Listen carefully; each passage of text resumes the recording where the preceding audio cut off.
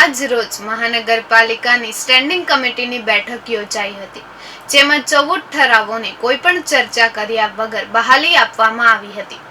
પરંતુ ડીજી નાકરાણી સંસ્થા દ્વારા ટેમ્પલ બેલ અંગે ભાવ વધારો માંગતા આ ચર્ચાનો વિષય બન્યો હતો.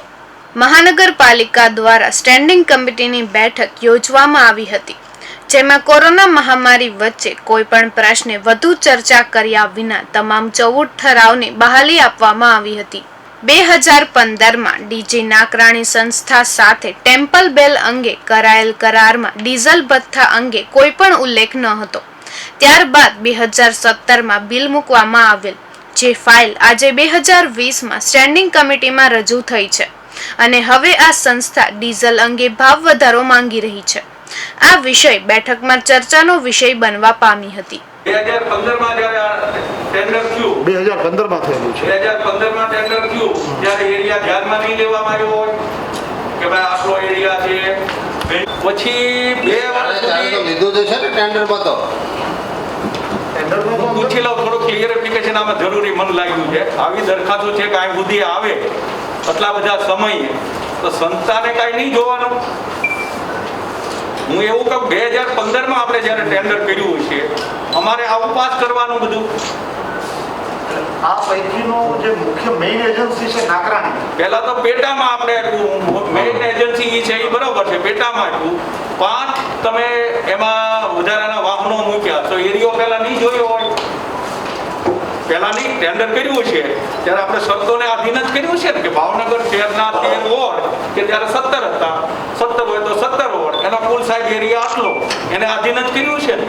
પછી 15 થી 17 સુધી એક્સ્ટ્રા વાહનો મૂક્યા, પછી પાછું હવા વર્ષ પછી બિલ મૂક્યું અને 2 વર્ષ પછી સ્ટેન્ડિંગ કમિટીમાં મંજૂર માટે આવ્યું. સાહેબ સંસ્થાને કાંઈ નક્કી કરવાનું જ નહીં આવા કરતું, અને આવું એટલું બધું ગણે ગળાય.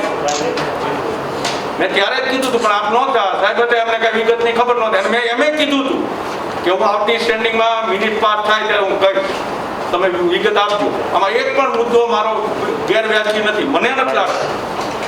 આખી ફાઇલ મેં જોઈ હતી. આવું કાંઈ એમાં ડીઝલની પહેલા શરત હતી, નાકરાણી મૂક્યું ને પછી એનો એક્સ્ટ્રા મૂકવાના જ હુકામ ભાઈ, મૂળ એજન્સીને લેવાનો જ હતો કચરો ને. એક્સ્ટ્રા મૂકીને આને દેવાના પૈસા, આપણી સંસ્થાને દેવાના સાહેબ. એમાં એને જો એજન્સીને તો વાહન મુજબ પૈસા આપવાના હોય ને, કચરાના ક્યાંથી હોય? એને જેટલા વાહન એક્સ્ટ્રા બિલ આવ્યું એને તો એ એક્સ્ટ્રા ડીઝલના આવ્યા છે, ખાલી ડીઝલનો ડિફરન્સ છે. વાહન વધારાના મૂક્યા પણ આપણે જે ટેન્ડર હતું ને એ વાહનનો જ હતું, વાહન વધારાના જ મૂક્યા.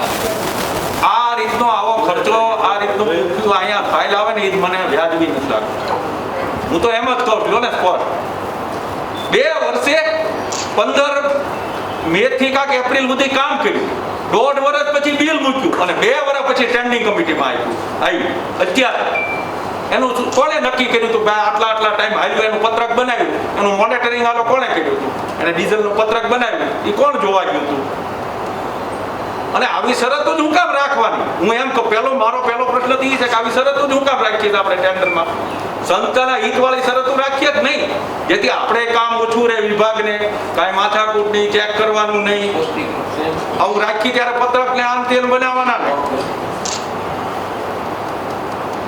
2020-8-2018માં માંગણી કરી ઈ ફાઇલ અત્યારે આવી. 2018માં જે માંગણી કરી છે એ નાકરાણી એજન્સી, નાકરાણીમાંની અંદર જે નિર્ણય લેવાનો છે એ પછી આ બીજી એની સાથે જ બીજી એજન્સી છે પછી અમારે ફાઇલમાં છે એમાં